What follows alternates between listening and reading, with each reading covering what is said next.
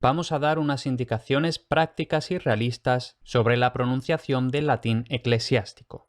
Es decir, con pronunciación eclesiástica, no la pronunciatio restituta, la del latín clásico. Y estas indicaciones están pensadas para hispanohablantes, por lo que algunas cosas que son exactamente igual que en español no las vamos a mencionar. Vamos a lo relevante, a lo útil, a las cosas que tienen una diferencia respecto al español o respecto al latín clásico. Empezamos por las vocales y aquí esto es muy simple. Se leen casi todas como en español y la única diferencia es que AE y OE, que en latín clásico son diptongos, en la pronunciación eclesiástica se pronuncian E. Y como aclaración, la letra Y es siempre una vocal I, igual que en español, pero nunca es una consonante.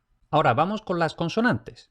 Y aquí siempre vamos a tener una tabla con 4 columnas, la grafía, es decir, la letra que aparece en el texto latino, la transcripción AFI, para quien sepa y la quiera, luego la transcripción que yo he llamado equivalente, es decir, para quien no sepa fonética, una transcripción de andar por casa para entendernos, y por último, un ejemplo donde aparece ese sonido. Entonces tenemos la letra B, que se pronuncia B como en Benedictus. Ahora, esto lo pongo aquí simplemente por la aclaración, en la que ahondaremos un poquito más adelante, de que en latín eclesiástico, al contrario que en español, B y V se pronuncian diferentes. Luego tenemos la letra C, que por lo general se va a pronunciar como K, por ejemplo, corpus. Pero cuando la C va seguida de E, I, Y o los diptongos AE, OE, que como hemos dicho que se leen E, entonces se leen como Ch. Che, chi, chi, che, che. Por ejemplo, chibum. Luego tenemos la grafía CH, que siempre se lee como K. Entonces tenemos Christus. Y luego con la G tenemos algo muy parecido a la C. Por lo general se va a leer G, como en español garbanzo o gorila, pero otra vez, seguido de E, I, Y, A, E, O, E, que se leen E, será Y, G, G, Y, Y, como por ejemplo en genitor. Y luego, cuidado, cuando tenemos G-U-E o G-U-I, en esas secuencias la U se lee, como en español cuando tiene diéresis, gue, gui, como en sanguis. Luego tenemos la secuencia GN, que se lee simplemente como una ñ en español, años. Luego, la H, igual que en español, es muda, es decir, no suena, por ejemplo, homines. Aunque es posible que por ahí la oigáis que se pronuncia un poco como en inglés, homines, pero en principio no. Y de forma anecdótica también es posible pronunciarla no aspirada, sino como una K, en unas poquitas palabras, como por ejemplo mi, que esto en principio sería mi, pues se pronuncia miki. Y esto de hecho es el origen de tiquismiquis. Luego, tenemos que a veces la I puede tener un valor consonántico, aunque lo normal es que en textos eclesiásticos se escriba con J, no con I. Entonces, si se escribe J es muy fácil. Se lee como una especie de Y. Por ejemplo, jubilatio. Como digo, lo normal es que se escriba con J. Pero puede que haya por ahí alguna edición de un texto que no escriba las Jotas, sino que lo escriba como I. Y entonces la I, cuando va al principio de sílaba seguido de vocal, esa I equivale a J. Entonces es lo mismo. Jubilatio se escriba con J o con I. La siguiente es la M, que en principio no tiene ninguna complicación. M se lee M, como en sacramentum. Pero sí que tiene la complicación, o potencial complicación, de que también hay que leerla al final de la palabra. Entonces los hispanohablantes tendemos a pronunciar la M al final de la palabra como una N, pero no, tiene que ser una M, sacramentum. Luego tenemos la grafía PH, que no es muy frecuente, pero cuando aparece se lee como F, por ejemplo, profeta. Luego tenemos la Q, que siempre aparece seguida de U, y siempre se lee como Q, es decir, KU, más la vocal que venga. Entonces, por ejemplo, quoque, no quoque, sino quoque. Luego tenemos la letra R, que tiene un poquillo de casuística, aunque afortunadamente es prácticamente como en español. Entonces, cuando aparece una sola R, se pronuncia como una R simple. Por ejemplo, gloria. Y cuando aparece una sola R al principio de palabra, entonces se pronuncia fuerte como en español, rex. Y también se pronuncia fuerte cuando aparecen dos Rs, como en resurrectus. Y también se lee como fuerte cuando aparece RH, que esto tampoco es frecuente. Entonces, por ejemplo, rodos.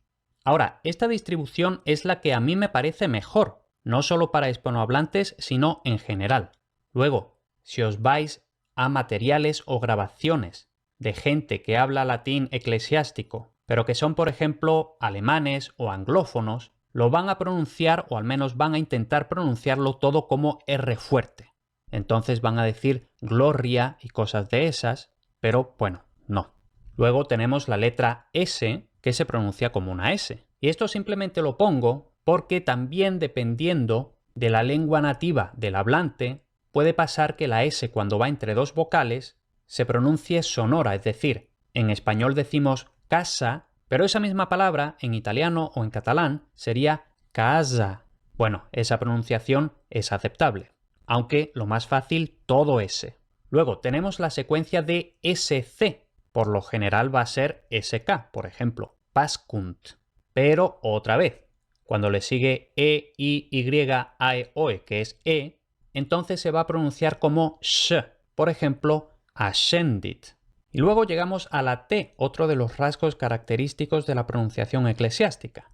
En general se va a pronunciar T normal, también cuando aparece TH, que es infrecuente pero puede pasar. Entonces, benedictus y thesaurus. Ahora bien, cuando lo que tenemos es TI y otra vocal, entonces la T se pronuncia como ts. Entonces vemos que teníamos benedictus con T normal, pero en benedictio, TI más otra vocal, en este caso la O, entonces la T se convierte en TS. Benedictio.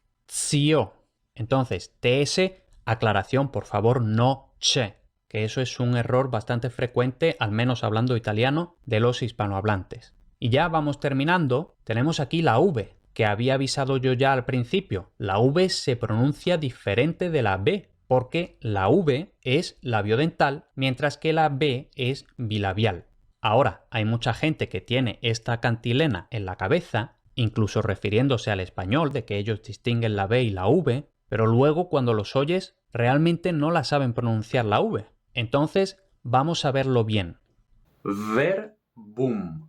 Vemos la primera con V. V se llama labio dental porque tocan los dientes superiores contra el labio inferior, igual que la F, pero en lugar de F será verbum. Y luego vemos que la B se llama bilabial porque tocan los dos labios. Entonces, verbum, verbum. Por tanto, verbum, no verbum.